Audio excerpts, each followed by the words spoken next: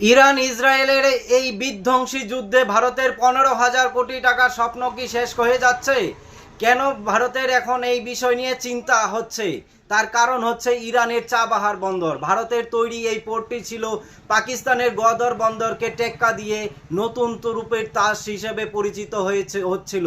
কিন্তু গত কয়েকদিনে ইরান ইসরায়েলের যুদ্ধের মধ্যে দেখা যাচ্ছে যে ইসরায়েলি মিসাইল চাবাহার বন্দরের খুব কাছাকাছি পড়ছে। কিন্তু সমস্যা শুধু এখানেই নয়, সমস্যা হচ্ছে আমেরিকার দিক দিয়েও। শুধু যুদ্ধ নয়, আমেরিকার দিক দিয়েও একটি সমস্যা আছে। সেটা হলো ট্রাম্প প্রশাসন আমেরিকা জানিয়ে দিয়েছিল ইরানের সঙ্গে যারা যারা ব্যবসা করবে তাদের উপর কড়া নিষেধাজ্ঞা আসবে। আর ভারতের আগেই একটি ছাড় পেয়েছিল, যেই ছাড়টা পেয়েছিল সেটা এই আগামী 1.5 মাসের মধ্যেই কিন্তু এটি শেষ হয়ে যাচ্ছে। এই স্পেশাল মেয়াদের শেষ হয়ে যাচ্ছে।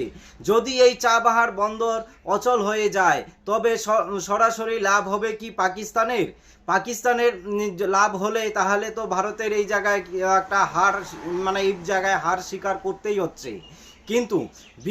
কিন্তু কথা হচ্ছে বিনিয়োগে হারাবে, এর মধ্যে পাশাপাশি এশিয়া এবং আমাদের বাণিজ্য রাস্তা বন্ধ হয়ে যাবে এশিয়া মধ্য এশিয়াতে যাওয়ার। এইটা একটা খুব সমস্যা, একটা খুবই চিন্তার বিষয় ভারতের।